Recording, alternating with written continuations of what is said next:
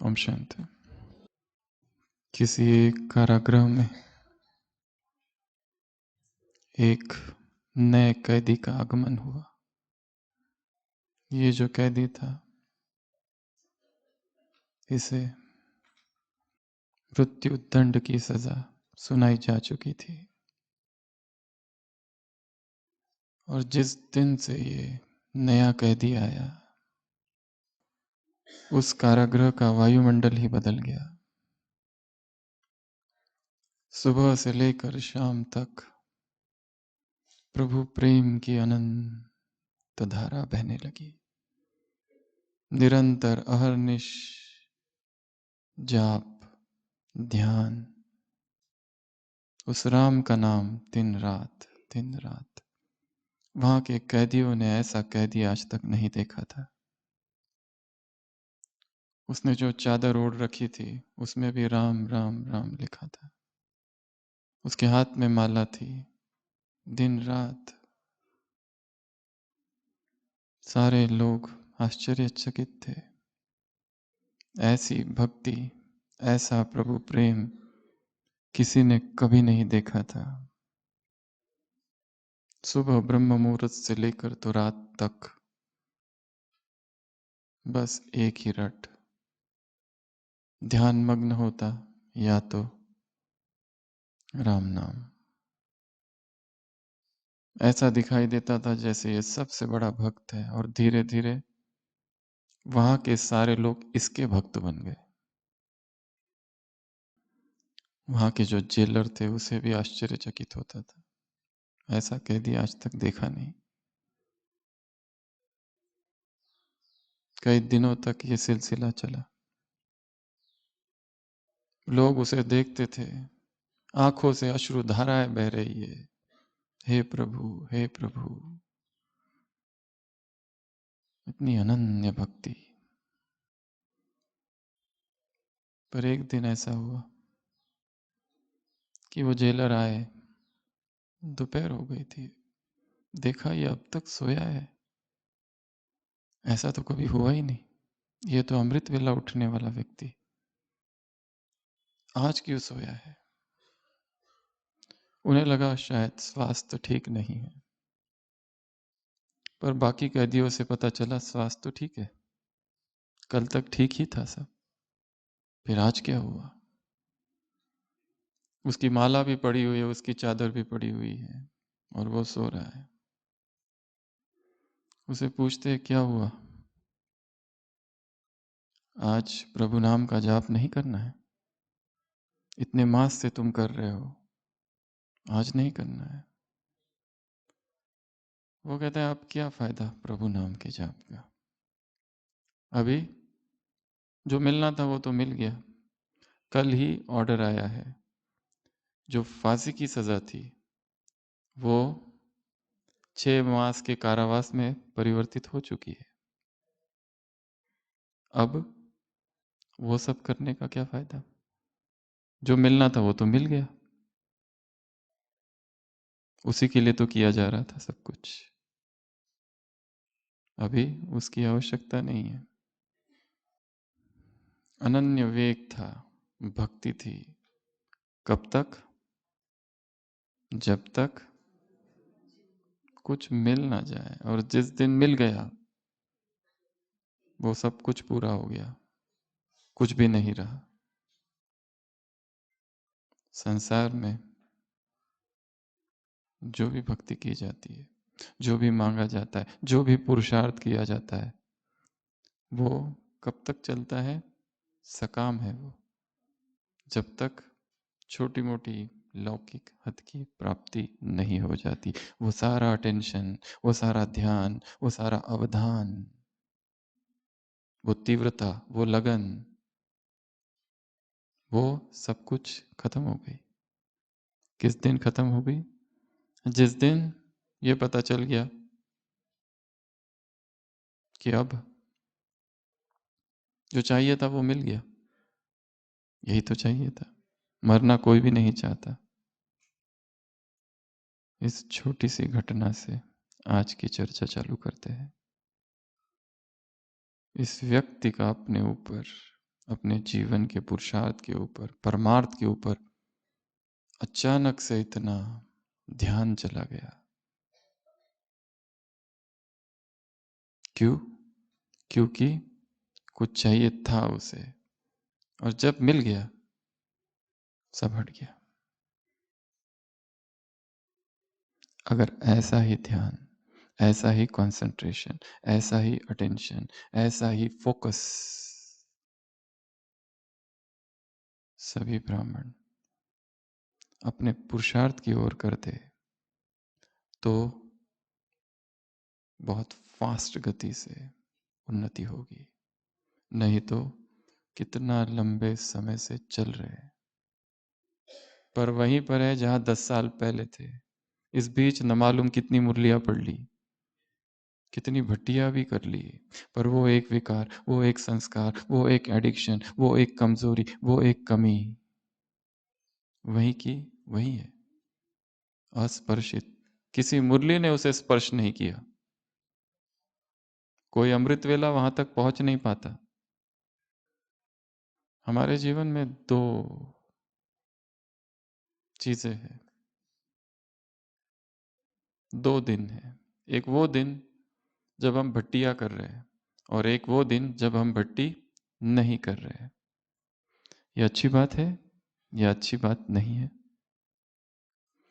अगर ऐसे दो दिन हैं कि जिस कुछ दिन भट्टियां चालू है, कुछ दिन नहीं, अर्थात हम कोई भी भट्टी नहीं कर रहे।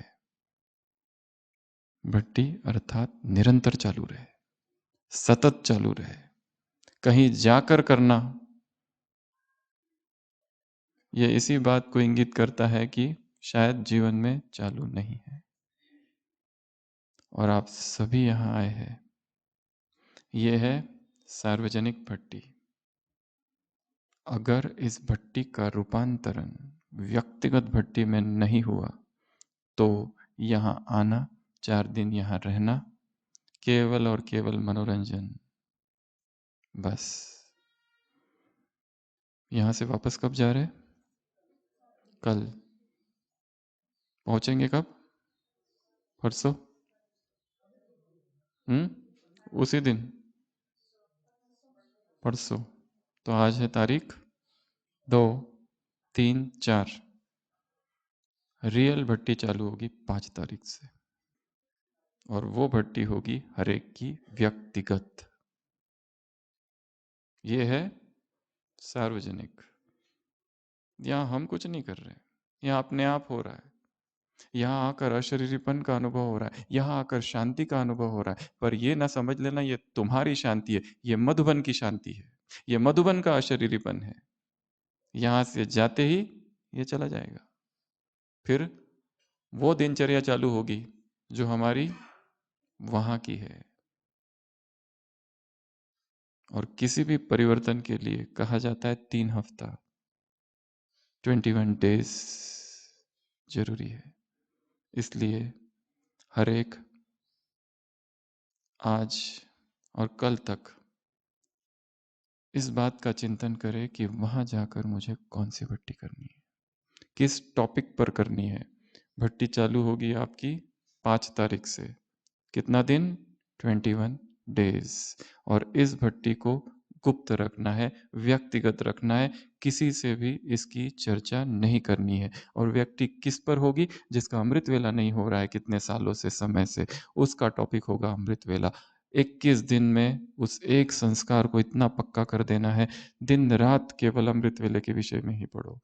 जिनका चिंतन नहीं होता है वो केवल चिंतन पर फोकस करेंगे। जिनका कोई एक ऐसा संस्कार है रोने का, दुखी होने का, नाराज होने का, बार बार पर रूठना, रूसना, उस एक पर्टिकुलर संस्कार पर काम करेंगे। जिसका ऐसा स्वभाव है कि हमेशा कंफ्यूजन है, ये करूं या वो करूं, उस कंफ्यूजिंग संस्कार पर काम करेंगे। बाकी सब चीजें छोड़कर। हाँ, सेवा केंद्र पर रहते हैं, घर पर रहते हैं, जॉब करते हैं, वो सब चालू रहेगा, पर ये भट्टी आंतरिक चालू रहेगी। टॉपिक क्या होगा इसका? कल सुबह अमृत वेला, वो तुमको दिया जाएगा। ऊपर से। केवल उस समर्पण भाव से कल सुबह अमृत वेला बैठ जाना। और एक बात, अभी तो यहां सब आ गए हैं, हो सकता है this is the last visit. कोई भरोसा है समय का? ऐसा संगठन शायद फिर कभी ना मिले। ये अंतिम दिन है और ये अंतिम रात होगी। भट्टी अर्थात मौन, चुप। जिन्होंने मौन नहीं किया होगा वो अभी से चालू करेंगे। किस भट्टी के लिए? वो जो भट्टी वहां जाके चालू करनी है, उसकी तैयारी। अभी भी समय है, पूरा दिन है आज का, सारी रात है, अमृत वेला है, बहुत कुछ किया जा सकता है। अंतिम रात क्रांति की रात हो जाए। यहाँ बैठे बैठे खाली क्लासेस नहीं सुननी है, अपने अब तक के सारे जीवन को देखना है। जो कुछ हुआ बचपन से लेकर अब तक, ब्रह्मचर्य कैसा रहा, योग कैसा रहा, अमृत वेला कैसा रहा, अमृत वेले की यात्रा, ब्रह्मचर्य की यात्रा, समर्पित जीवन की यात्रा, संबंधों की यात्रा, स्वास्थ्य की यात्रा, शरीर की यात्रा कैसी रही, विकारों की यात्रा, वासनाओं की यात्रा। एक विहंगम दृष्टि डालनी है अपने संपूर्ण जीवन पर, क्योंकि यहां से वो किया जा सकता है। क्योंकि आप इस समय अपने कर्म क्षेत्र के बाहर है, फिजिकली डिटैच्ड है उस स्थान से जहां रहते हैं, इसलिए यहां से ऊंचाई से वो सब कुछ देखा जा सकता है। क्या चल रहा है उधर, अमृत वेला कैसा हो रहा है, योग कैसा हो रहा है, मुरली सुनाना क्या हो रहा है, भोजन की यात्रा कैसी है, सारी यात्राओं को देखना है। मोह की यात्रा, प्रेम की यात्रा, सेवाओं की यात्रा, कर्म की यात्रा, बोल की यात्रा कैसी रही, बोल कैसे है। यहां बैठकर आपस में बात करने में समय नहीं बिताना है। भट्टी आपस में बात करके नहीं होती है। मोबाइल स्विच्ड ऑफ, जैसे मर चुके हैं संसार के लिए। ऐसी तैयारियां चाहिए तो कहीं अनुभव होता है। अनुभव इतना सस्ता नहीं है कि यहां आ गए और हो गया। भगवान वाच, अटेंशन प्लीज। इसमें हम 7 बातों की चर्चा करेंगे। ये 7 बातें, अगर कोई हमसे ये पूछे कि ब्राह्मण जीवन में सबसे ज्यादा महत्वपूर्ण क्या है, फर्स्ट प्रायोरिटी क्या है, उस अनुसार ये 7 बातें हैं। द हाइएस्ट, जिसको सबसे ज्यादा प्रायोरिटी दी जाए वो कौन सी, सेकंड प्रायोरिटी दी जाए वो कौन सी, third priority, fourth, fifth, sixth और सेवेंथ। सारा कुछ हमने रख दिया ब्राह्मण जीवन का, उसमें से सबसे ज्यादा इंपॉर्टेंट कौन सा है, अगर कोई ये पूछे तो हम क्या कहेंगे। इस तरह की ये चर्चा होगी। तो सबसे पहली बात जिस पर अटेंशन, अटेंशन अर्थात, अटेंशन शब्द का क्या अर्थ है, अटेंशन अर्थात क्या, ध्यान दो। अटेंशन अर्थात फोकस, अटेंशन अर्थात कंसंट्रेशन, अटेंशन अर्थात अलर्ट, जागरण, वेकफुलनेस। अटेंशन अर्थात सावधान, अटेंशन अर्थात क्या कहेंगे, अटेंटिव हो जाओ, पूरा होश में। अटेंशन अर्थात होश, अटेंशन अर्थात जागरण, अटेंशन अर्थात मूर्छा नहीं, नींद नहीं, आलस नहीं। बाबा ने कहा ना उस दिन, माया के 2 रूप, रॉयल आलस, रॉयल अलबेलेपन से माया ट्रायल करेगी। अगर हम अपने संपूर्ण ब्राह्मण जीवन को देखें और कहा जाए कि सबसे मुख्य चीज कौन सी है, कौन है जो सबसे आगे है इस परिवार में, इस यज्ञ में, तो सबसे पहली बात है स्थिति। जिसकी स्थिति आगे वो आत्मा आगे। और एक एक बिंदु जो हम लेंगे 7, उसके 3-3 आधार है। कितने समय से कोई ज्ञान में चल रहा है, इसके वजह से कोई आगे नहीं है। किस पद पर, किस पोस्ट में है, कहाँ रहता है, गृहस्थ में है, सेंटर पर है, समर्पित है, सेवाधारी है, गृह प्रवृत्ति वाला है, उससे कोई फर्क नहीं पड़ता है। यहाँ पर सबसे आगे कौन है? जिसकी स्थिति आगे है। बाकी सब कुछ है, पर स्थिति हिल रही है, डगमग है, उसे आगे नहीं कहा जाएगा। कुछ ऐसी सेवाएं कर रहे, वो सेवाओं से स्थिति ही डिस्टर्ब हो गई है, तो क्या कहा जाएगा? ये आत्मा आगे है ना। और स्थिति का आधार 3 चीजें हैं: ज्ञान, योग और पवित्रता। इन तीनों में से कुछ भी एक खंडित हुआ, कम हुआ, तो स्थिति हिलेगी। एक एक पेज पर एक एक पॉइंट लिखना है, 7 पेजेस पर 7 पॉइंट्स। सबसे पहला पॉइंट स्थिति, उसमें ये 3 बातें। ज्ञान अर्थात केवल मुरली जाकर सुनना, पढ़ना, सुनाना, लिखना, ये नहीं है। चिंतन करना, मनन करना, यहां तक भी नहीं है। डिस्कस करना, ये एक भाग है उसका। ज्ञान अर्थात खोज सत्य की। ज्ञान अर्थात सूचनाएं नहीं, सूचनाएं बहुत एकत्र कर ली है, ये हम आत्मा है, वो परमात्मा है, ये संगम युग है, परमात्मा आया हुआ है, वो परम धाम है, ये सीढ़ी है, ये संगम युग है, ये ब्रह्मा है, संगम युग, ये सतयुग आने वाला है, ये चक्र है। सूचनाओं को ज्ञान नहीं समझ लेना। ज्ञान तो अनुभूति है।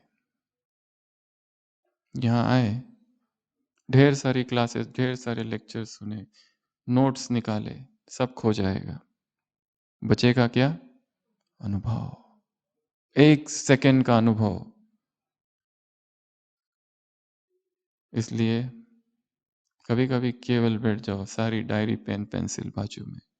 यहाँ बैठे हुए भी बहुत ज़्यादा कुछ नहीं लिखना, क्योंकि जो हम बताने वाले हैं बहुत सारी चीज़ें आप पहले ही जानते हैं, शब्द दूसरे होंगे बस। यहाँ बैठे बैठे ही 2 वाक्यों के बीच जो अंतराल है, वहाँ अपने आप को देखना है, अपने ही जीवन की यात्रा देखते जाना है। सुनते सुनते ही शब्द मिल जाएंगे, क्लासेस मिल जाएंगे, ऑडियोज मिल जाएगा, लेक्चर्स मिल जाएगा, सब कुछ मिल जाएगा, डायरिया मिल जाएगी, परंतु अनुभव वहां जाकर नहीं मिलेगा जहां आप अभी बैठे हैं। ये हॉल, न मालूम कितनी बार भगवान स्वयं इस हॉल में आया है। आकाशिक रिकॉर्ड्स, साइंस कहता है कि ध्वनि कभी भी नष्ट नहीं होती है। जो 10 साल पहले, 20 साल, 100, 200 साल पहले जिसने जो कहा है, वो आकाश में रिकॉर्ड्स की तरह रहता है। यहाँ भगवान की वाणी रिकॉर्ड्स के रूप में है। जितनी सूक्ष्म चेतना होती जाएगी, सूक्ष्म सूक्ष्म को पकड़ेगा। इसलिए कुछ लिखो नहीं, बस सुनो, और सुनो भी नहीं, भीतर यात्रा करो अपने अंदर। मैं कहाँ हूँ, मैं क्या कर रहा हूँ। शायद मधुबन में फिर ना आने को मिले, क्या भरोसा। शायद अपने ही शरीर का भरोसा नहीं, समय का भरोसा नहीं। किसी ने सोचा था कोविड से पहले ऐसा होगा, वैसा होगा? क्या क्या प्लानिंग्स बनाई थी लोगों ने, कहाँ गई सब? खत्म। वो तो रिहर्सल थी, रियल अभी होगा। ये वातावरण, ये वायुमंडल फिर ना मिलेगा।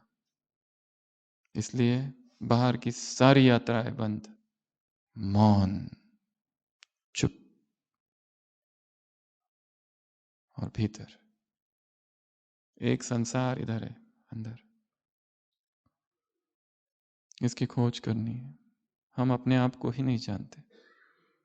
एक एक व्यक्ति के अंदर पता नहीं कितने कितने व्यक्ति है। पॉलीसाइकिक है मनुष्य, बहुचित्तवान, घर में हमारा दूसरा रूप है, मधुबन में आते हैं तो एकदम योगी जैसा रूप हो जाता है, वहां जाते हैं तो वहां कोई और रूप हो जाता है। एक एक हो जाना, इंडिविजुअल, बी इंडिविजुअल, बहुत बड़ा वाक्य है ये। हम इंडिविजुअल नहीं है, हम में कितने कितने लोग भरे हैं, कितनी कितनी मान्यताएं हैं, दूसरों के विचार है, इसलिए हम भटक गए। मधुबन में आने का एक लक्ष्य है उस कालखंड में प्रवेश जहां ब्रह्मा यहां था, दादिया यहां थी, अपनी फ्रीक्वेंसी को इतना सूक्ष्म कर देना कि हम उनके साथ मैच कर सके और वही अनुभव यहां हमें हो जाए। वो 1 सेकंड का अनुभव काफी है परिवर्तन के लिए, 1 सेकंड का अनुभव। और ये सारा जो कार्यक्रम है, ये सारी जो प्रोसेस है, उस सेकंड के अनुभव के लिए है। बस वो अनुभव हो जाए, और वो अनुभव प्रयत्न से नहीं होगा, बस समर्पण से होगा। वो दिया जाएगा ऊपर से, हम तैयार रहे। इसलिए कहा किस टॉपिक पर भट्टी करनी है हर एक को, वो कल सुबह अमृत वेले दिया जाएगा। समय सुबह 2 से 5 के बीच। ये आधार है अमृत वेला, सोने के लिए नहीं है। बहुत सो लिया, द्वापर से सोते ही आ रहे, जागरण का समय है। यहां से संकल्प लेकर जाना है, और उस संकल्प रूपी बीज को 21 दिन तक पानी देना है, पर वो गुप्त रखना। और जो अनुभव भी होगा 21 दिनों में, वो किसी से शेयर नहीं करना, चुप। तो ब्राह्मण जीवन में अगर पूछा जाए प्रायोरिटी क्या है, तो प्रायोरिटी है स्थिति। स्थिति का आधार ज्ञान, ज्ञान की गहराई में जाना है, जहां हमने समझा है वहां तक नहीं, बहुत डीप है वो।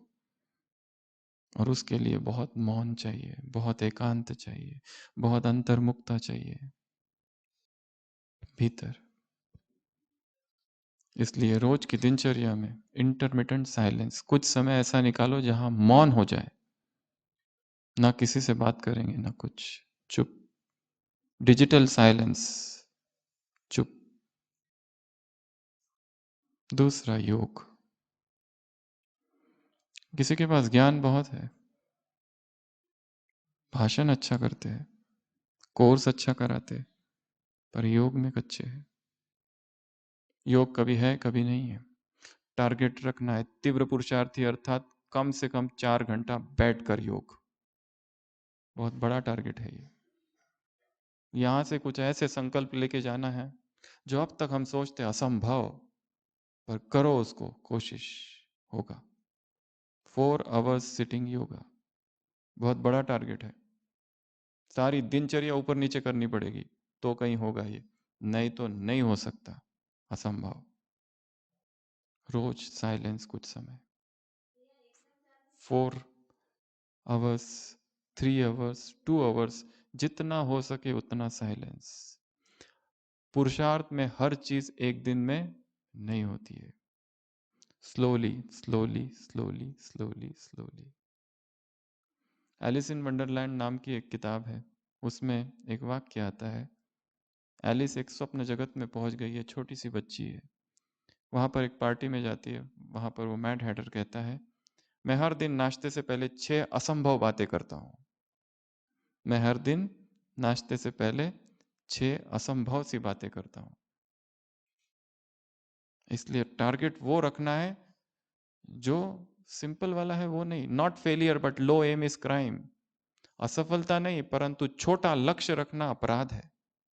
बहुत ऊंचा लक्ष्य रखो और थोड़ा थोड़ा इंच बाय इंच उसकी तरफ पहुंचते जाओ। तो योग एटलीस्ट 4 आवर्स, संकल्प करके जाना है यहां से। बहुत सो लिए, बहुत सो लिए, आज के बाद बिल्कुल नहीं, 2 ढाई, दैट्स इट। उसके बाद में सोना अर्थात आलस। बहुत बड़ी दिनचर्या परिवर्तन करनी पड़ेगी इतने बड़े टारगेट के लिए। इतना ऊंचा लक्ष्य है, जितना ऊंचा लक्ष्य है उतनी बड़ी कुर्बानी भी देनी पड़ेगी। वो रात का सारा समय जो व्यर्थ जा रहा है बातों में, इंटरनेट पर, मीडिया पर, व्यर्थ की मीटिंग्स में, वो सब हटाना पड़ेगा, तब कहीं होगा ये। और वो एक दिन का पुरुषार्थ नहीं, सतत, निरंतर। क्योंकि जो कुछ टचिंग होगी वो उसी समय होती है। 3:30 के बाद तो सारे ब्राह्मण परिवार जाग जाता है, बाबा के काउंटर पर भीड़ लग जाती है, सुबह सुबह खाली होता है वो। तीसरा, प्यूरिटी। जिसकी प्यूरिटी सब कुछ करने के बाद भी खंडित होती है, जिसका ब्रह्मचर्य अभी भी चरमरा रहा है, वो अभी इस भट्टी से संकल्प करके जाएंगे और यहां से जाने के बाद 21 डेज अनइंटरप्टेड निष्कंटक ब्रह्मचर्य धारण करेंगे। कोई भी संकल्प, कोई भी विचार, कोई भी वासना, कोई भी अर्ज, कोई भी टेम्पटेशन, कोई भी फैंटेसी, कोई भी कल्पना, कोई भी संबंध, कोई भी वार्तालाप, कोई भी दृश्य, कोई भी वृत्ति में कहीं पर भी काम का जरा भी 1% भी सेंसेशन ना हो। अनटच्ड ऐसा ब्रह्मचर्य, अपनी अलग से ब्रह्मचर्य की भट्टी करनी है। और इस 21 दिन में दूसरा कुछ पढ़ना ही नहीं है, दिन रात एक ही टॉपिक पढ़ना है, ब्रह्मचर्य ब्रह्मचर्य ब्रह्मचर्य, purity purity purity, nothing else.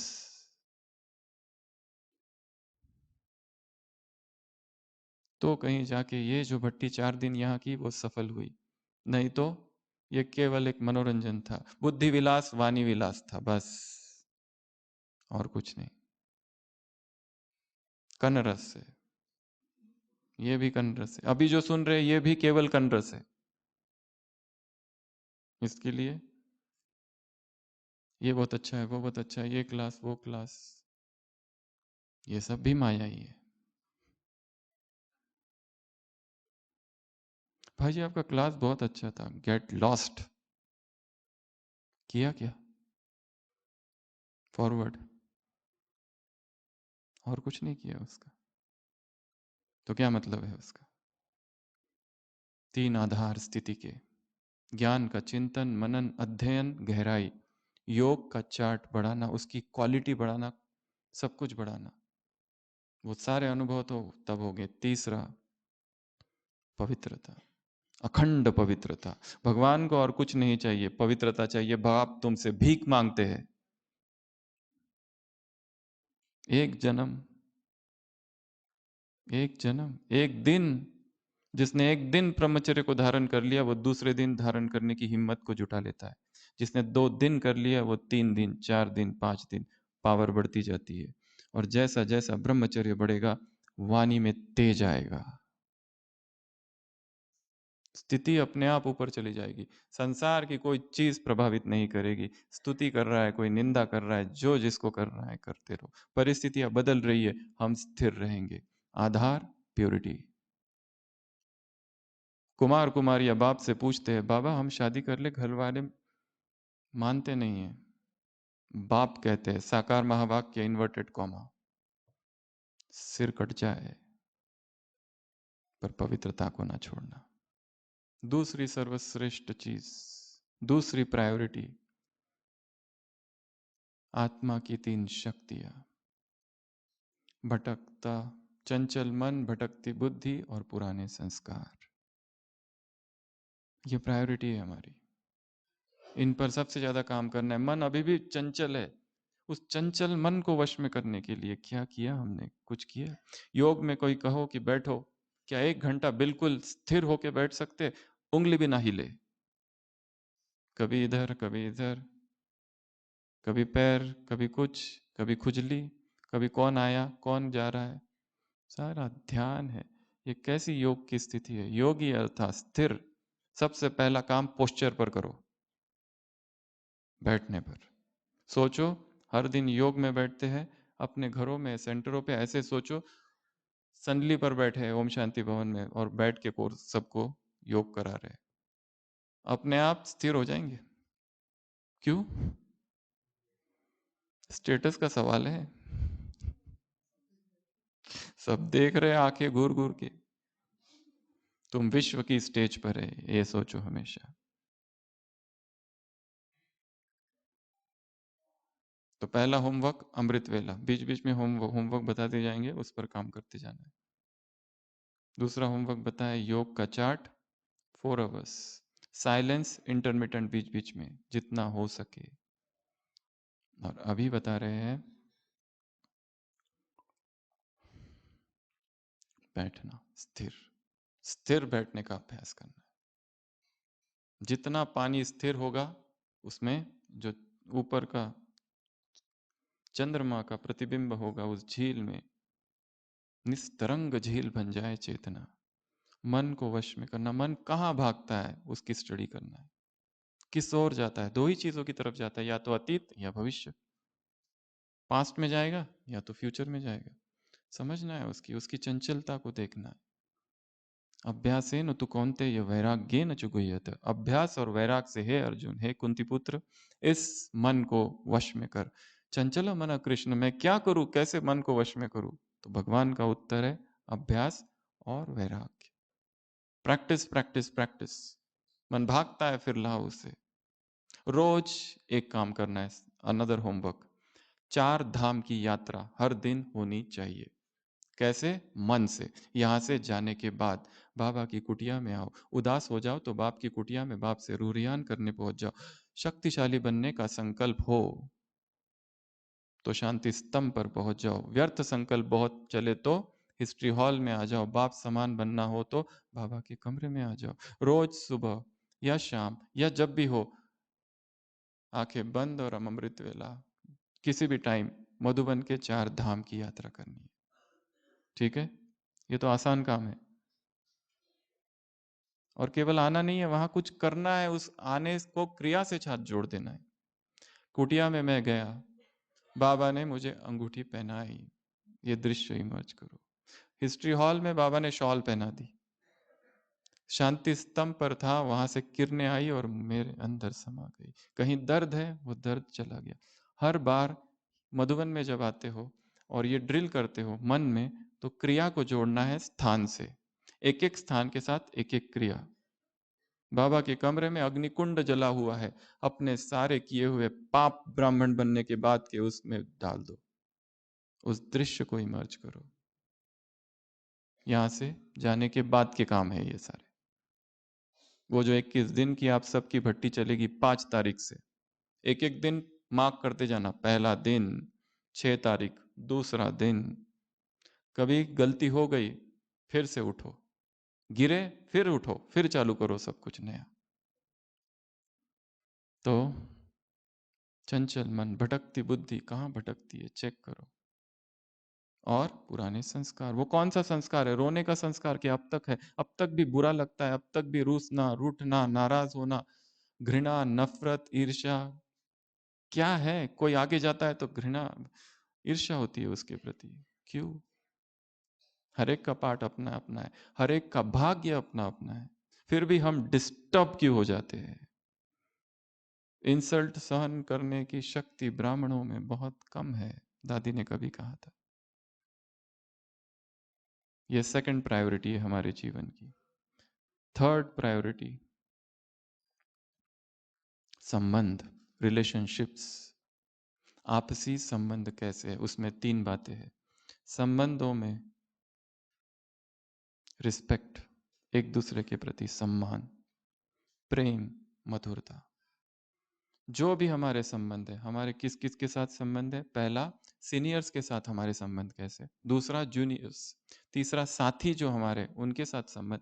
अगला, ये परिवार, या अगर कोई टीचर बहन है तो स्टूडेंट्स के साथ कैसे संबंध है। अगला, बाहर वालों के साथ संबंध कैसे है। अगला, हमारे लौकिक वालों के साथ संबंध कैसे है। सातवां, भगवान के साथ संबंध कैसे है। अपने सारे संबंधों की चेकिंग करना है। क्या इन सभी संबंधों में प्रेम है, रिस्पेक्ट है, मधुरता है, या मन मुटाव है, तनाव है? हमारे ओपीडी में एक पेशेंट आती थी, एक माता, वो कहती थी मुझे यहां दर्द हो रहा है, ईसीजी किया नॉर्मल, ब्लड टेस्ट किया नॉर्मल, थोड़ा और बताओ क्या होता है? यहां दर्द होता है। कब होता है? एक आत्मा है, जैसे ही वो मेरे सामने आ जाती है बस यहां दर्द चालू होता है, वो हट जाती है तो दर्द गायब। क्यों? क्योंकि गहरी घृणा है उसके प्रति, डिसलाइक है। नफरत है। उसने 10 साल पहले मुझे ऐसा कहा था। अरे 10 साल पहले कहा था, उसके बाद कितनी अच्छी अच्छी बातें कही। पर हमारा मन का स्वभाव है, दुख को एब्जॉर्ब करता है, पकड़ता है। हमें दुख से इतना प्रेम है, इतना प्रेम है, क्या बताए। दुख ही चाहिए। हम खोज हमारी है सुख की, पर हम लेते क्या है, दुख। 10 लोग हमारी तारीफ करे वो याद नहीं रहता, एक आकर कुछ कह दे बस, दिन रात उसका चिंतन मनन करते रहते हैं। सॉरो एब्जॉर्प्शन, दुख देते तो नहीं है पर दुख लेते हैं। किसी ने कुछ कह दिया, बस मूड ऑफ। यहां तो अग्निपथ है, सब कुछ सहन करते हुए आगे बढ़ जाना है, निकल जाना है। और ब्राह्मणों के सारे हिसाब किताब इन्हीं लोगों से तो चुकते होंगे, दूसरे तो कोई है नहीं। अपनी डायरी में लिख के रखना है, ब्राह्मण जीवन में, ब्राह्मण परिवार एग्जामिनेशन हॉल है, एक एक ब्राह्मण आत्मा पेपर है। पेपर कहाँ से आएंगे, बाहर वालों से नहीं आएंगे। किससे आएंगे, वो जो बाजू में बैठा है ना, अभी एक बार देख लो कौन बैठा है, बस वही है। उसी से आने वाला है। किससे आएंगे, जिसका हमने कोर्स कराया। किससे आएंगे, जिसका हाथ पकड़कर सेंटर पर लेके गए। किससे आएंगे, जिसको बाबा से मिलने मधुबन में लेके आए, जिसकी इतनी पालना की, जिसको भोजन खिलाया, टोली खिलाई। आज वही हमारा सबसे बड़ा दुश्मन बना बैठा है। क्यों, और हम शौक में है, दुखी है, क्योंकि उसी से हमारा हिसाब है। तुमने जो किया वो तुम्हारे साथ होगा। तुमने किसी की 1 गुना निंदा की, तुम्हारी 10 गुना, 2 गुना, 100 गुना होगी। तो तीसरा, संबंध। संबंधों पर भट्टी करनी है कि मेरे संबंध ऐसे कटु क्यों है, क्यों तनाव है। अपने बॉस के साथ क्यों रोज झगड़ा होता है, घर में पत्नी के साथ, पति के साथ, बच्चों के साथ। क्या करे जो इन संबंधों को ठीक कर किया जाए। अंग्रेजी में शब्द है साइकोलॉजिकल डिस्टेंसिंग, थोड़ा दूर हट जाओ। बहुत ज्यादा चले गए पास, इसलिए झगड़े हो रहे। डिटैच्ड, हर एक को स्पेस चाहिए टू ब्रीथ, सांस लेने के लिए। हम स्पेस देते ही नहीं है, ये करो वो करो, ऐसा करो वैसा करो। वो चाहे छोटा बच्चा हो, उसको भी जगह चाहिए। डिटैच्ड, करने दो उसको, थोड़ी देर छोड़ दो, सबको छोड़ दो। ये तीसरा। तीसरी प्रायोरिटी क्या है, संबंध। संबंधों को, संबंध टूट गए तो व्यक्ति योग नहीं कर सकता, डिस्टर्ब रहता है। किसी की बद्दुआओं के साथ हम आगे बढ़ नहीं सकते। इसलिए इसमें एक और काम करना है, नेक्स्ट होमवर्क, अमृत वेला। उन आत्माओं को इमर्ज करो जिनको हमने बहुत दुख दिया है, माफी मांगो रोज। और ये रोज ही करना है काम। उन आत्माओं को इमर्ज करना है जिन्होंने हमें बहुत दुख दिया, उन्हें माफ कर दो। माफी मांगना, माफ करना, माफी मांगना, माफ करना। ये काम बाय डिफॉल्ट सबको करना ही करना है, क्योंकि हमारे ढेर सारे हिसाब किताब इसी परिवार में है। और कुछ आने वाले हैं जो हमें पता नहीं, पहले से माफी मांग के रख लो। और एक रिलेशनशिप में एक बहुत अच्छी बात है, इन एवरी रिलेशनशिप एक स्टेटमेंट याद रखो, आई एम रॉन्ग। गलत कौन है, मैं। फिर मरम्मत चालू होगी रिलेशनशिप्स की, रिपेयर चालू होगी। अभी फ्रैक्चर्स है। चौथी प्रायोरिटी, सेवा। संबंध सेवा के पहले है। सेवा न हुई चलेगा, पर व्यक्ति छूटना नहीं चाहिए। व्यक्ति छूटना नहीं चाहिए। कुमार है, गलती कर दी, उसको डांटा, इतना डांटा, इतना डांटा कि ज्ञान ही छोड़कर चला गया। व्यक्ति सेवा से ज्यादा बड़ा नहीं है। सेवा फोर्थ है, व्यक्ति फर्स्ट। माता है, सेवा करती है, गलती हो गई, कुछ बोल दिया, चली गई। व्यक्ति वापस नहीं आते, सेवा तो आ जाएगी।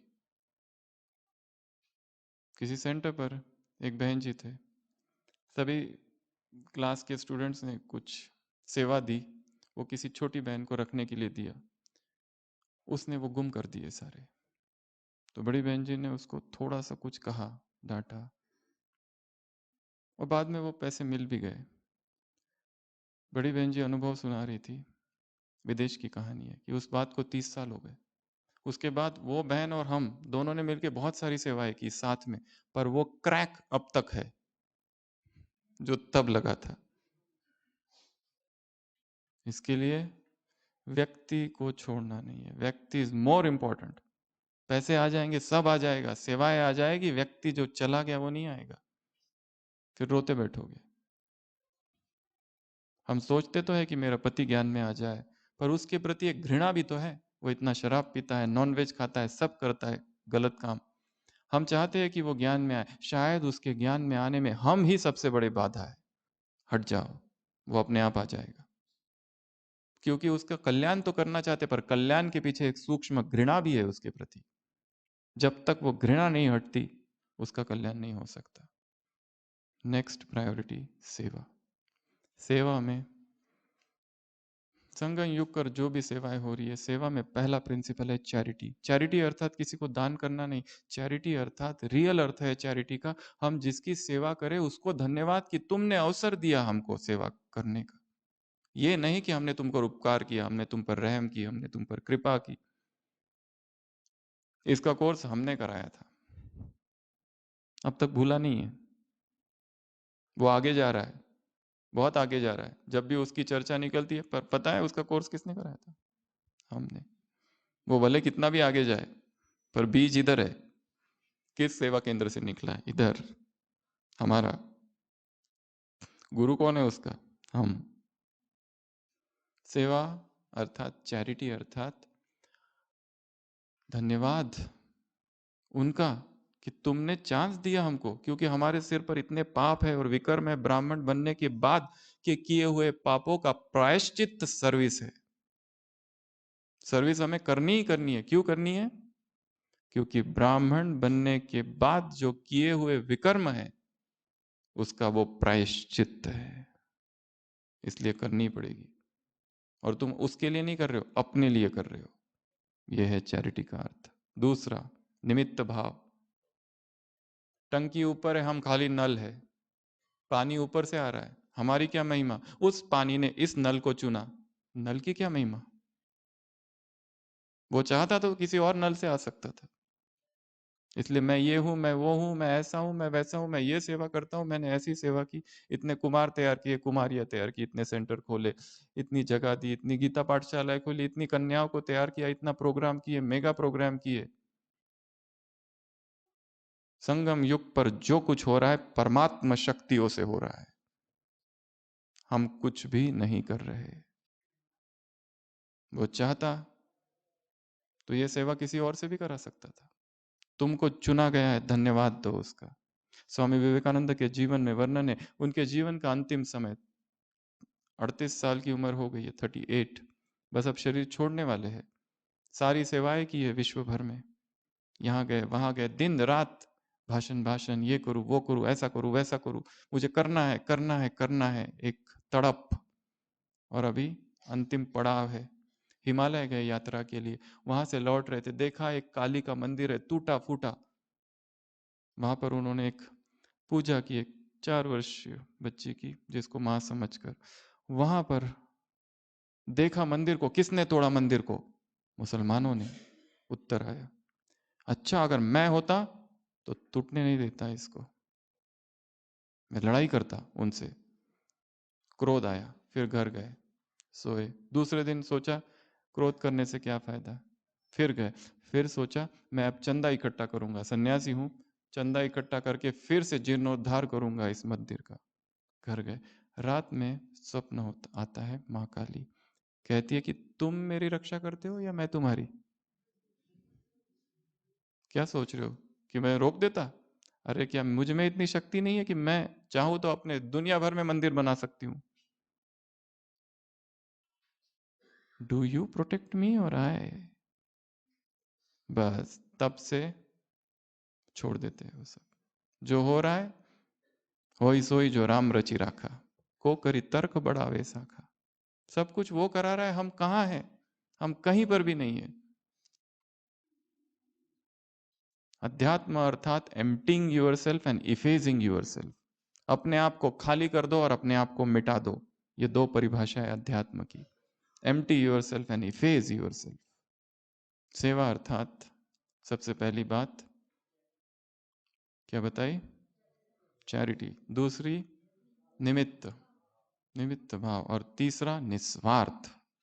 मेरा कोई स्वार्थ नहीं है, जो कुछ कर रहा हूं अपनी सेवाओं को भूलते जाओ। सेवा की भूलो, आगे बढ़ो। सेवा की भूलो, आगे बढ़ो। किसका कल्याण हो रहा है, क्या हो रहा है, वो भी हमें जानने की आवश्यकता नहीं है। हम करते इतनी सेवा, उसके 50 फोटो और भेजते, अभी देखो, सारे देखने पड़ेंगे, हमने सेवा की है। ये सेवा नहीं है, ये मैं का विस्तार है। ब्रह्मा कुमारी इसकी आड़ में हम अपना नाम बाला कर रहे हैं। तो सेवाओं में हो सके तो जितना हो सके सेवा की भूल जाओ, आगे बढ़ो। सेवा की भूल जाओ, ये नेक्स्ट प्रायोरिटी। सेवा, सेवा के बाद हेल्थ। ब्राह्मण इसको भूले हुए हैं, इसलिए इतने सारे ब्राह्मण हैं। इतना शुद्ध भोजन करते, सब कुछ करते, किसी के बाहर का हाथ का खाते नहीं, खुद ही बनाते, सब करते, फिर भी सब बीमार है। ऐसा कोई है जिसको ये कह सकते कि मुझे पेट की कोई समस्या नहीं है? कुछ ना कुछ तो है ही। किसी को नींद नहीं आती, किसी को कुछ होता है, किसी को हार्ट अटैक आता है, किसी को कुछ ना कुछ होते ही रहता है। 3 प्रकार के नियम हैं। एक है सरकार के नियम, जिसको हम बड़ी कड़ाई से पालन करते हैं, डरते हैं। क्यों? तोड़ दिया तो सीधा जेल, सीधा दंड। कोई आराम से ट्रैफिक तोड़ के जाता है क्या? कभी नहीं जाएगा। बहुत ज्यादा जागृत है। दूसरे नियम है ईश्वरीय नियम, यहाँ के श्रीमत, वो भी कभी करते कभी नहीं करते, थोड़ा थोड़ा थोड़ा थोड़ा करते। और तीसरा जो तो बिल्कुल ही नहीं करते, वो है प्रकृति के नियम। जो जो प्रकृति के नियमों को तोड़ेगा वो बीमार पड़ेगा। और प्रकृति का पहला नियम है वही खाओ जो प्रकृति ने जिस रूप से तुम्हें दिया है। अपक्वाहार, अनकुक्ड, नेचुरल फ्रूट्स, वेजिटेबल, अंकुरित जूसेस, ये हमारा आहार है। कहाँ तो सतयुग में हम बगीचों के मालिक थे और कहाँ खेती के गुलाम बन गए। जो कुछ हम खा रहे हैं इस सदी में, अब 50 साल पहले की बात नहीं कर रहे हम, तब बहुत शुद्धता होगी, पर अब नहीं है वो। हमारे भोजन ही हमारे सभी रोगों का कारण है। जब तक आहार में परिवर्तन नहीं, तब तक योग में स्थिति भी ऊंची नहीं उठेगी। जब तक आहार हमें खींचे हुए, बांधे हुए है, बस दिन रात खाऊं खाऊं खाऊं खाऊं चल रहा है। सबसे ज्यादा देहभान में लाने वाला भोजन है। हम कहते हैं भोजन जैसा वैसा मन, वो नहीं, उसके भी आगे। जो भोजन वही मन। वो जैसा है, जितना जिसको तल, जिसमें आग में डाला गया है, वो गया। घर हमारा ऐसा हो जिसमें 2 चीज हो, आग ना हो और कोई दवाइयां ना हो। Fireless kitchen. इसको समझना पड़ेगा, पढ़ना पड़ेगा, सीखना पड़ेगा। एक दिन में नहीं आएगी। 2500 साल की कुक्ड फूड की आदत है। वो एक दिन में अनकुक्ड में नहीं चले जाएंगे, उसके संगम युग से गुजरना पड़ेगा, डाइट का संगम युग। वो धीरे धीरे होगा। ऐसा शरीर जो कभी बीमार ना पड़े, ऐसा शरीर जिसे किसी दवाई की आवश्यकता नहीं, ऐसा शरीर जिसमें फुर्ती हो, ऐसा शरीर जो कभी थकान ना हो, ऐसा शरीर जिसमें कभी बुढ़ापे के कोई लक्षण ना हो, ऐसा शरीर जिसमें प्रकृति के वातावरण का, चेंजेस ऑफ टेम्परेचर का कोई असर ना हो, ऐसा शरीर जो निरंतर स्वस्थ रहे, उमंग उत्साह से भरा रहे, शक्तिशाली रहे, लचीला हो।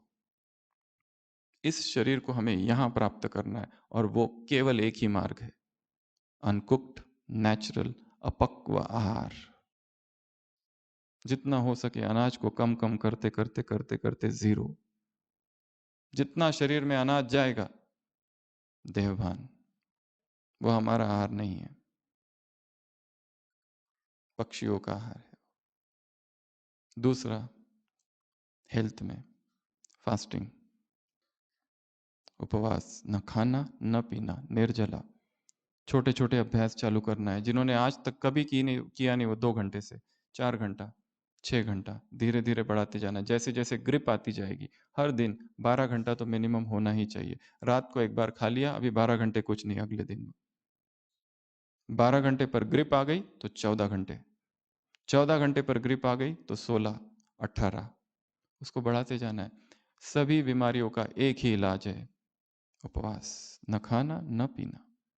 लंघनम परम औषधम, इससे बड़ा और कोई भी इलाज संसार में नहीं है। जैसे जैसे इस मार्ग पे चलेंगे सारी दवाइयाँ छूट जाएगी और सारी बीमारियाँ छूट जाएगी। Drug industry and food industry bye bye. कोई भी केमिकल्स, कोई भी टॉक्सिन शरीर में ना हो, कुछ भी खाने की जरूरत ही ना पड़े। शरीर में नेचुरल फुर्ती, अपने आप नींद आती है। जैसे जैसे भोजन को कम कम करते जाएंगे, भूखा रहने की आदत डालनी है, इस शरीर को त्याग की आदत डालनी है। तीसरा, नो टू एनिमल प्रोडक्ट्स। कोई भी जानवर से जो कुछ निकल रहा है वो कोई भी न खाना। नॉनवेज तो सबने छोड़ दिया है। नेक्स्ट स्टेप है मिल्क एंड मिल्क प्रोडक्ट्स। दूध और दूध से जो कुछ भी बना हुआ है, चाय, कॉफ़ी, पनीर, बटर, घी, ये सब हमारा आहार नहीं है, रोग कारक है। तो स्वास्थ्य में ये 3 कदम है। इसकी गहराई से बहुत चर्चा की है, आप खुद ढूंढ सकते हैं। अगला, वस्तुएं। नेक्स्ट प्रायोरिटी ब्राह्मण जीवन में है वस्तुएं। वस्तुओं का क्या महत्व? वस्तु अर्थात साधन। सबसे पहला, उनकी संभाल करनी है। क्लास में आए, उधर लाइट चालू है, रूम पर इधर से आए, वो बाथरूम का लाइट चालू है, फैन चालू है। पैदल जा सकते हैं, गाड़ी से जा रहे हैं। वस्तुएं, ये वस्तुएं, ये साधन हमें किस लिए दिए? भगवान ने दिए हुए, ये हम भूल रहे हैं। हम एक जगह गए थे, एक गृहस्थ था परिवार, वहां पे सब्जियां भी लाते थे तो बाबा के ट्रांसलाइट के सामने रखते थे, बाबा आपको अर्पित, अब आप दो। हर चीज अर्पण। सैलरी आती थी, वो सैलरी स्लिप बाबा के सामने फिर लेते थे। ये बाबा दे रहा है, वो कंपनी नहीं दे रही है। समर्पण। वस्तुओं की सबसे पहली बात संभाल। दूसरा, वेस्टेज नहीं। न पानी का वेस्टेज, न इलेक्ट्रिक का वेस्टेज, न पेट्रोल, न डीजल। हमसे कुछ भी वेस्ट ना हो, कुछ भी चीज वेस्ट ना हो। भोजन इतना सारा ले लेते थाली में, देखा है भोजन के बाद वो जो कितना उसमें डाल देते, अगर जब खाना ही नहीं है तो लिया क्यों? सब ले लो, सब ले लो, पता नहीं बाद में मिलेगा कि नहीं, और खाने के बाद पता चलता है ये हमको पसंद नहीं है। चाय का पूरा भर के लिए आधा पिया रख दिया, बोझ। मधुबन में आओ, आए हो, एक एक रोटी का टुकड़ा जो यहाँ तोड़ा है उसका हिसाब चुकाना पड़ेगा। जितना चाहिए उतना कम ही लो, चाहिए तो वापस लो, वापस लेने की जरूरत ही ना पड़े वास्तव में। पेट जो है ना हमारा, खा खा के फूल गया है, उसको इतनी आदत पड़ गई है, अब उसको वापस सिकुड़ना है। एलिमेंट्री रूडिमेंट्री स्टेज जो सतयुग में पेट था छोटा सा, उसको तो जरूरत ही नहीं थी वहां पर, वो इवोल्यूशन के प्रोसेस में बढ़ा हुआ है खा खा कर। उसको कम खाने की आदत डालो तो पता चलेगा कि कितना कम हम चाहिए हमें जीवित रहने के लिए। एक ग्लास जूस और पूरा दिन आराम से निकल जाता है, किसी की जरूरत ही नहीं। ऐसी ऊर्जा प्रकट हो शरीर में, डिटॉक्स हो जाए शरीर, पूरा टॉक्सिन से निकल जाए, सारे विष द्रव्य बाहर। जितना शरीर आते स्वच्छ होगी उतनी भूख कम, जितना उसमें कचरा और मल भरा है उतनी बीमारियां और भूख ज्यादा। अभी भी नाश्ता किया, अभी भी खाना है, अभी टोली, 3 बार भोजन, 4 बार टोली, और हम हैं महान तपस्वी, राजयोगी। ये है हम। वहां जा रहे हैं तो शाम को सैंडविच, फिर भोजन, फिर पोहा, फिर ये फिर वो। त्याग मूर्त आत्मा हूं, सोमान लिख रहे हैं। नुमा शाम का योग, कब शिव की याद रहेगी तब, क्योंकि कब बजता है और कब भागू। सुखधाम तंदूरी, आहा हा, आनंद आ गया।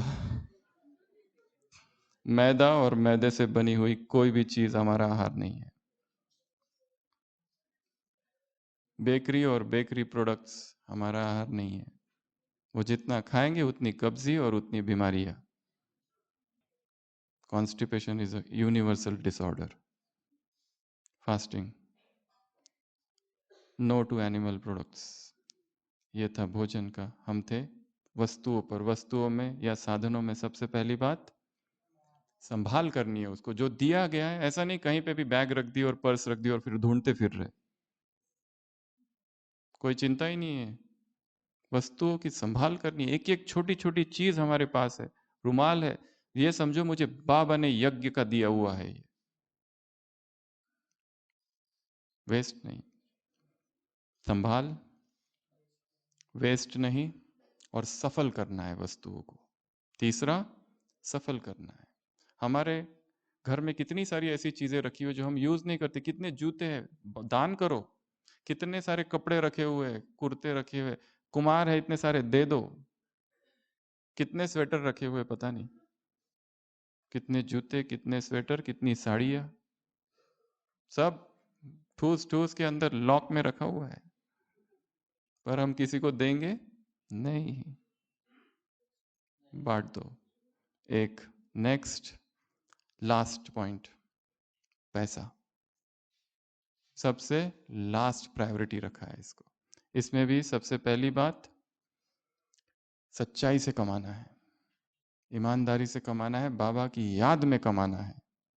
भाइयों के लिए पैसा कमाना अर्थात भगवान की याद में कमाया हुआ पैसा हो।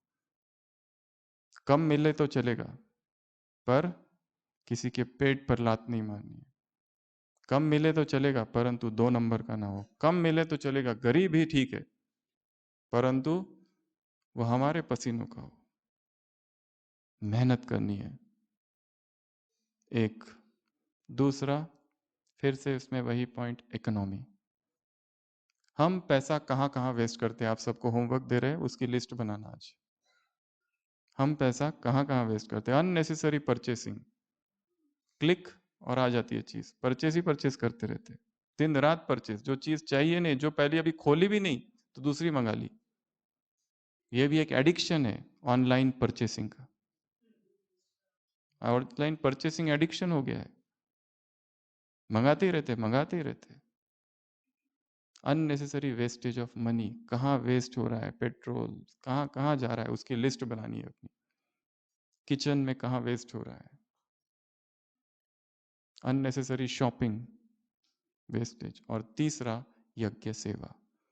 सबसे अच्छा उपयोग पैसों का कौन सा है, इस यज्ञ में दे देना। अपने लिए रखना, भविष्य के लिए रखना, बचा हुआ यज्ञ में दे दो, सफल होगा यहां पर। तो ऐसी ये 7 बातें हैं, फिर से रिवाइज करते हैं।